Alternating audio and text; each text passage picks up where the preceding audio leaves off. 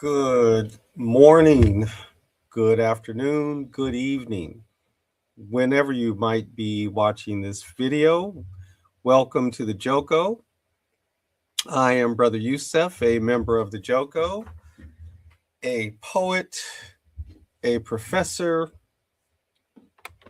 a brother in the hood.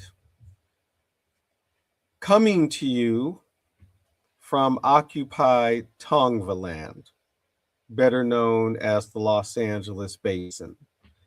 And as always, and especially when my partner and comrade Tasha is here, we always start by acknowledging that we know we do this in the tradition and in honor of and picking up the baton from our ancestors, our personal African ancestors, those family members of ours from Louisiana, Texas, Arkansas, those who made their way out here to California to make a life. And we know we do this in the name of and in the spirit of, and to uplift our African ancestors, those ancestors from the continent and our ancestors in the struggle for liberation and freedom. And we know we also do this, as I said, in occupied Tongva land, the unceded lands of the First Nations of Turtle Island, and particularly here in Southern California where we are based, the Los Angeles Basin, the unceded lands of the Tongva Quiche people. Welcome. It's always good to be with you. It really is. Again, as an individual, right? I've many decades a teacher, a classroom instructor, and really have taught at every level, though I've spent the bulk of my teaching career at the college level. So I'm used to talking to people, but I'm used to talking to people in person, right? And even with the changes that were made necessary by the COVID-19 pandemic, where everything moved online, even then, my preference still is to teach live online, right? So that I'm interacting in the moment with my students rather than making recordings. And so it's a little uncomfortable still as I make these recordings, right? As this is not a live, monologue again. As I know, this is Joko Conversations, but the last several, it's been me conversing with you, the viewers who are viewing it at a later date, and really appreciate you viewing it at a later date. And I know I keep saying it, but Tasha will return, and we will return to live discussions also. But in the meantime, we're just doing it this way. And I just wanted to say a few things about what went down this weekend, and really a lot went down this weekend. My first thought was to talk about the cage fight, right? The UFC cage fight at the White House, and the point of the spectacle. But really, as I think about it more, there was more to the spectacle, right? Because there's the NBA Finals going on, the World Cup going on, the NHL Stanley Cup Finals going on, and all of that is part of the spectacle. And so in some ways, it's both appropriate that the character of spectacle at the White House this weekend would be from the field of athletics. as athletics have been, and that, the sports world, right? The sports, professional sports industry has been such a critical part of the spectacle of society. Really, certainly in the modern era. Um,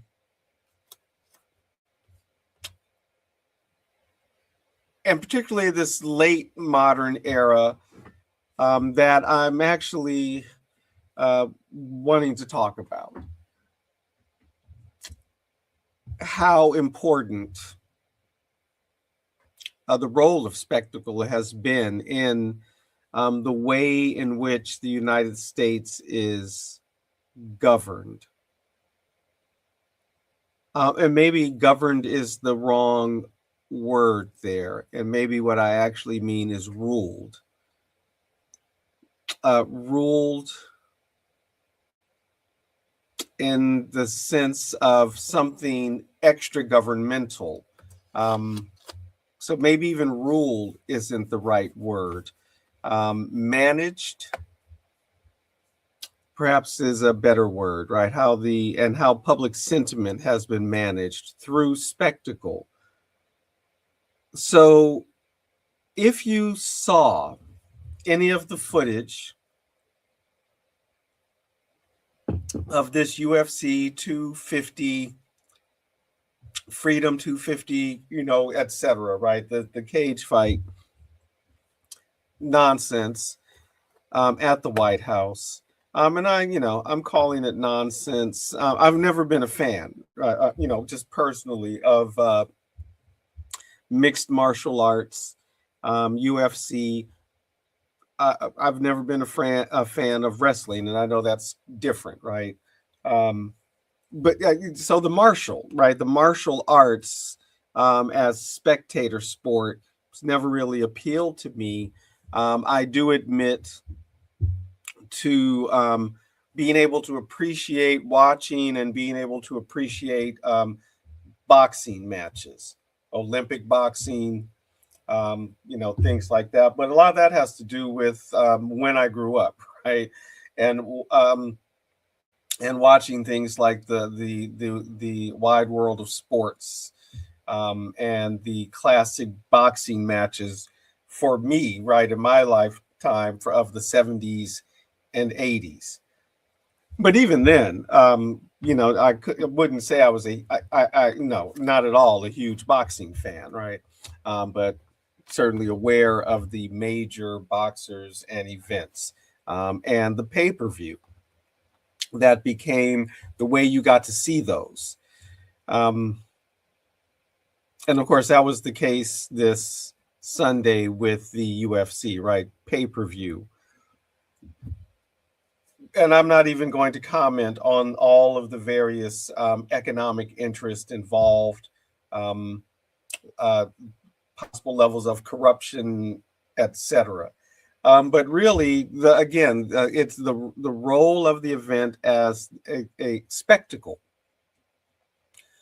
and a spectacle in this particular moment when there is, from the current presidential regime and the movement that has ushered this regime into office a second time, and really is a now 10-year long movement, and perhaps we can even say an 18-year long movement, insofar as the MAGA movement emerges out of the Tea Party movement, both reactionary. And then all of this exacerbated by the inability of the opposition party, that is the Democratic Party, to actually act as a Democratic Party, because of their own contradictions inside of the political economy of the country and the way in which one gets elected, particularly in the era of Citizens United, where money is speech, and the more dollars one has, the more speech one has politically.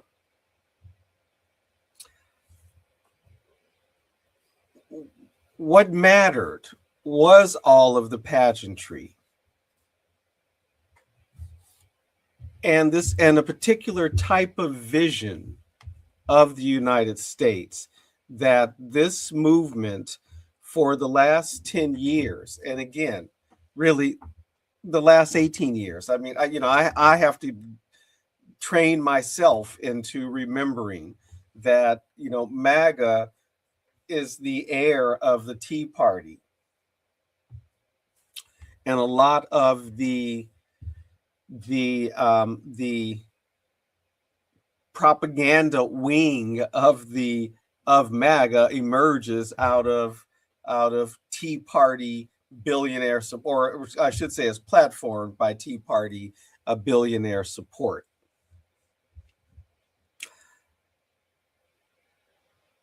We have talked about this before.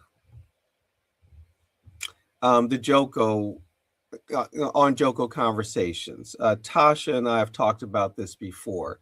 That this is part of the character of fascist politics, the aestheticization of politics. That political discourse, the political discourse is expressed through these aesthetic trappings, right? Through spectacle. And this Sunday was a particular type of spectacle, a very particular kind of masculinist spectacle, a bellicose spectacle. We're talking about blood sports, right? And blood sports at the seat of power in the United States. It matters, right? The size of the cage and the lighting structure that is created, right? And that gives that sense of the spectacular, but in a very tacky kind of way. It is, and I guess I am throwing shade, right? I mean, it is like Las Vegas, except Las Vegas is classier, or at least better at it. But that sort of sense, right? I've heard some people use the language of a state fair, and of course, the state fair is a site of spectacle, right? State fairs are places where we go to see things that are being displayed. The produce of the land, right? Animals being displayed. The tradition of the sideshow freaks being displayed, the strongman display. And yesterday certainly was a version of a strongman display. The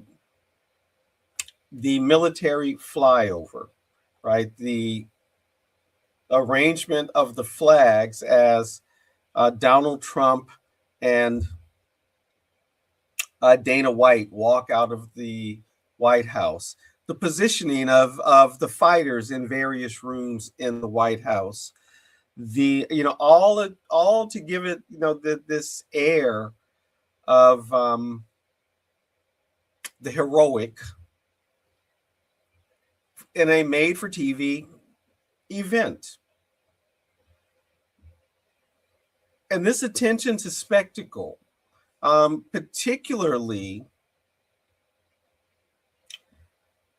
as a right-wing political discourse in the United States, can easily be traced back to the Reagan administration, where you have the telegenic former Hollywood actor, movies, feature films, television, who's able to play the role of the president. And again, I'm speaking anecdotally, but there was a marked difference, as I recall, a marked difference in how the president began to be covered at that time that has only increased since then. A more and more kind of grandiose coverage of the president. I remember in the 80s the very big deal being made about the red ties of the Republicans. This projection of power.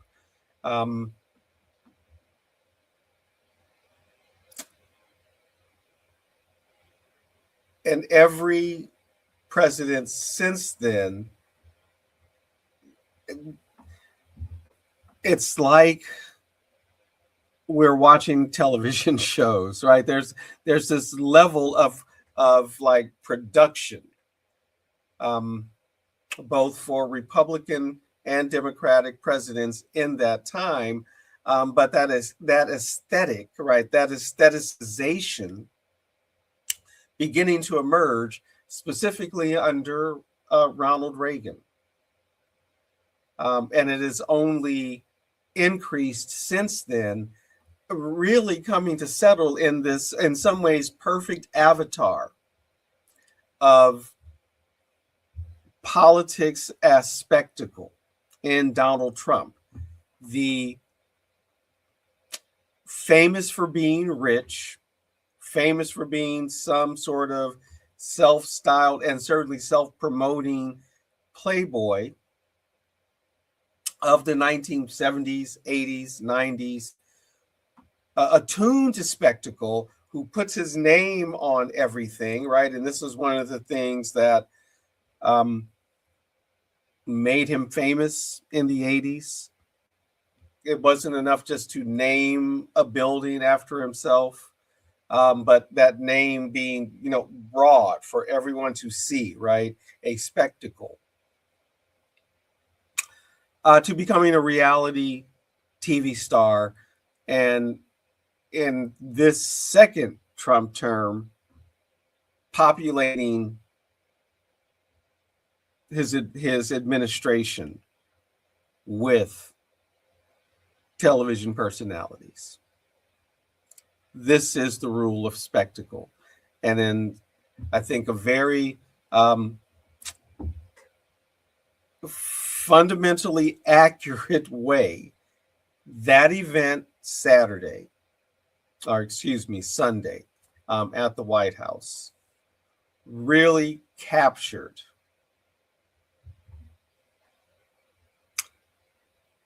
what this regime and this moment of the aestheticization of politics in the society. And again, the aestheticization of politics is a description of fascism. And fascism is the colonial project brought home. And there has always been an aspect of the spectacle in the colonial project, in the imperial project, in terms of both in the displays of power by the colonizer to evoke fear in the natives, to evoke a sense of inevitability upon the native, and the use of spectacle through versions of display of natives of the natives, right? In human zoos, world fairs, museums. Again, these kinds of relations brought to the home front, as it were. So actually, I didn't just mean to talk to you, right? I actually have some text to share, because thinking about this, It made me actually, this thinking about spectacle, right? And what if you watched it, right? Because again, it was pay-per-view, Paramount Plus, and Ellison property, the Ellison supporters of Trump. The right now probably the embodiment of the compromising of the and purchasing, right, of media, or really representing the problems of capitalist media, right. But it got me thinking about really a couple of thinkers, a couple of 20th century French critical theory thinkers, and this role of spectacle in the late modern moment. Um,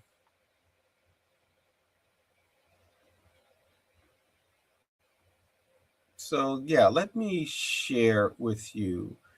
So you have here, and really, I'm taking, in a sense, I'm taking them out of order, right? And I just lifted these out of some annotations that I had made, right? Annotations of these writers, these thinkers. So Jean Baudrillard's simulacra and simulation, and the idea of the simulacra, the copy that has no original, the copy that has no original. And when I think about, what the MAGA movement, what the white Christian nationalist sector of that movement, other sectors of the movement, right? The anti-immigration nativist sector of that movement, the various forms of white supremacy who imagine a white ethno state, right? A white only or a white firmly in charge ethno state, United States, are really imagining a simulacra, right? A copy that has no original, a United States that never existed. The United States has been a white supremacist state and a structurally white supremacist state that has empowered particularly white men, but was never a white nation as such. There have always been non-white people in what has become the United States, both in its history as colonies of Great Britain, those parts of it that were colonies of Spain and France. There have always been the indigenous, and very early on, there have been Africans, and particularly in those places that were formerly under Spanish and French control, even before the English colonies began to import Africans as first indentured servants, then as chattel. So this part that I have highlighted, as we are in this postmodern moment, right? And with the advent of the postmodern moment, mass culture, that is radio and television through the 20th century, the magazine, the print culture of the 20th century, television culture, television discourses in the 20th century, into the 21st century with the emergence of new media, digital media, computing, personal computing, etc. So all of these mass culture platforms across linguistic, national, and ideological borders. So again, all the various uses of mass mediated culture. And again, also within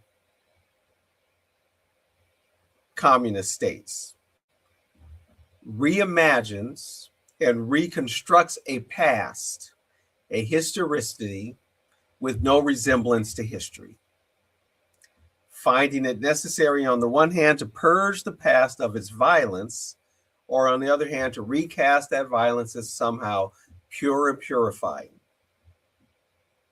That seemed to me to describe very much what the United States is experiencing and has been experiencing, and for a very long time, for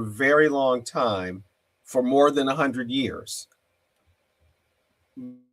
Mass media culture, cinema in the United States, what we particularly think of as, the Hollywood movie, has been reimagining or imagining a particular version of the history of the United States, of society in the United States, that does not match the actual reality, the actual history of the United States, but replaces that history, becomes the history of the United States. A history of the United States as a particular kind of spectacle, a spectacle that we can watch with friends and strangers in a dark room with a, projected on a wall-sized screen, or in the privacy of our homes with friends or alone, brought to us electronically, or now again on other electronic devices, computers, laptops, phones, etc.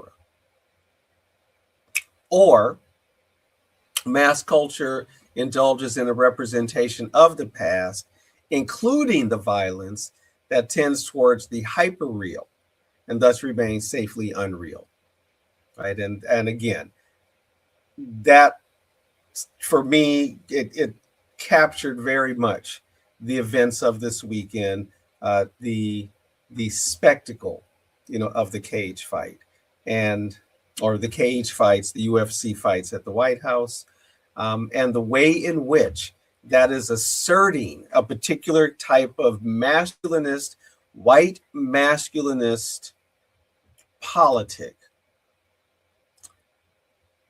in this late moment in U.S. empire. There's another text that it got me thinking about. Where are you? Why can't I get to you? Oh, there you are. And yeah, that's Guy Debord, Society of the Spectacle, where again, this, I zeroed in on this part here, this statement, and this is my summation, right? These are my annotations on these books. So Debord published in 1983, using the concept of the spectacle, right, to offer a critique of modern society, and more than a critique, right, but an analysis and a call to break away from it, right, from the unfreedom of modern society. But what I highlighted, right, in this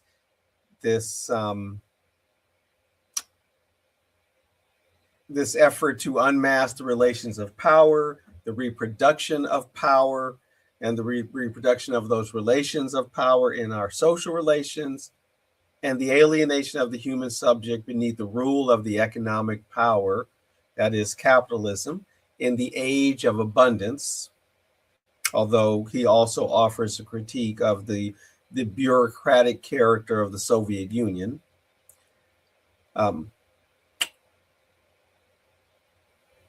The economic power, the alienation of the human subject beneath the rule of the economic power in the age of abundance, where abundance and abject poverty exist side by side, overproduction for the sake of overproduction, and the constructed necessity of overconsumption. But again, the imbalanced overconsumption, the overconsumption of a minority, and the lack of consumption, or the scarcity, the inability to consume for the many and the many. The spectacle as the false representation of life is the actual negation of life. It is the lived unlife of late post-modernity. It is the lived unfreedom of the so-called free world. The world that declares itself the free world that is primarily responsible for the enslavement of the rest of the world. The false representation of life that actually negates discursively the life people actually live. These thoughts, right? These things occurred to me just thinking about this weekend. I certainly didn't watch the UFC fight. I'm not generally a fan.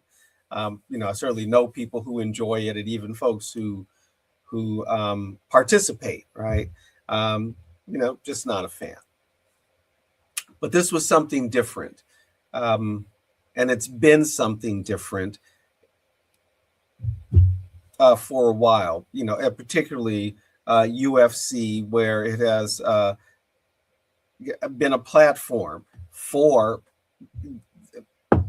MAGA culture, if I can use that term, but for shifting this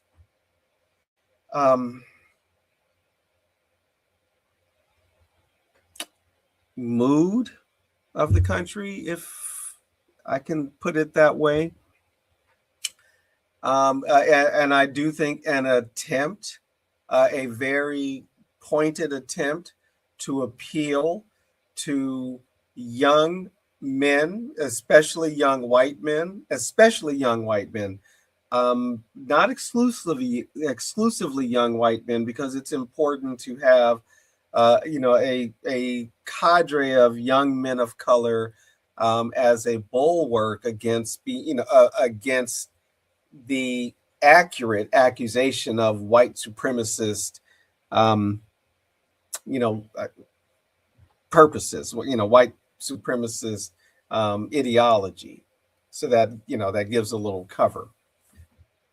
But just as importantly, right, to attach young men to a particularly kind of masculinist, anti-feminist, anti-immigration,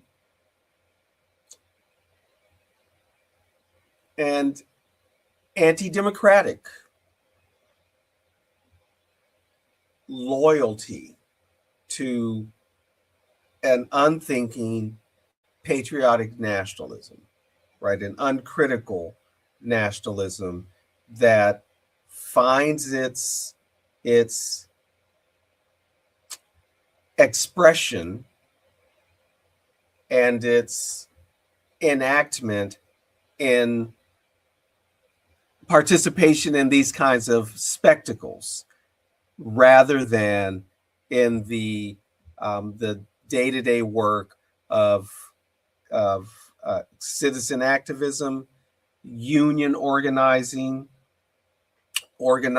for better work conditions, and organizing against the oligarchs, rather than being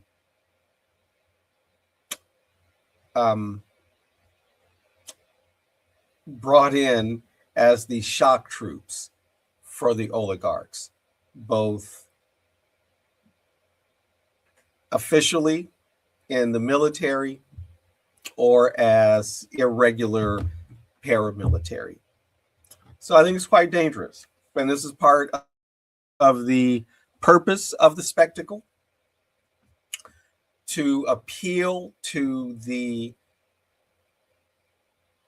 to the emotional, right? To appeal to a sense, a feeling of belonging, that one does not have to think critically about. And so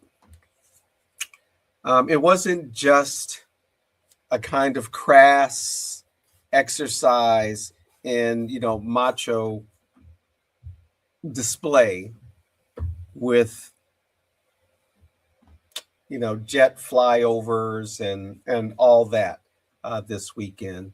But it was, it was a form of political education that the Trump regime and Trump's allies were engaged in this weekend with the UFC Freedom 250 cage fight.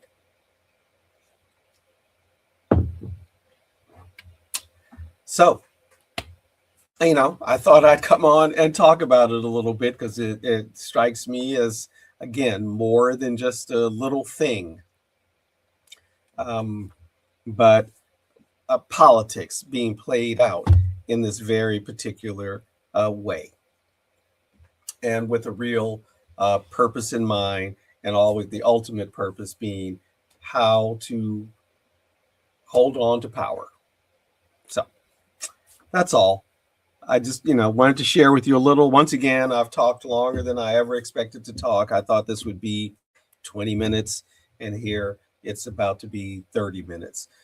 So I hope you found it interesting. Just a few thoughts on the role of spectacle in this moment, in this fascist moment in the United States, where, again, spectacle is so important and has been a fundamental part of political discourse, absolutely, since the Reagan administration. I'll close there. Thank you for your attention. Whoever's watching this, really appreciate you. Thank you. I'm going to ask you to do all the things that we need you to do. If you have not done so, please subscribe. That helps us. Hopefully you find this interesting enough that you will subscribe. Please like. So important for helping us overcome the tyranny of the algorithm. And it lets us know, right? It lets us know that we know folks are watching it, but folks, it's a way of interacting. So please like and comment. Please leave some comments. Are there things you'd like us to cover? Things you'd like me to cover?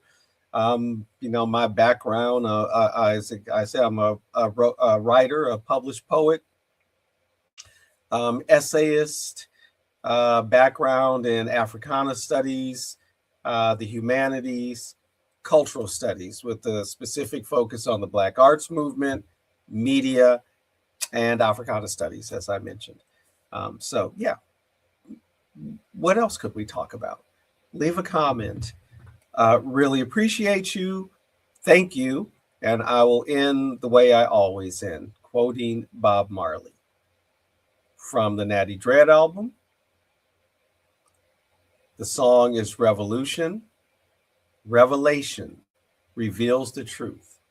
It takes a revolution to make a solution. So let's make a revolution, y'all.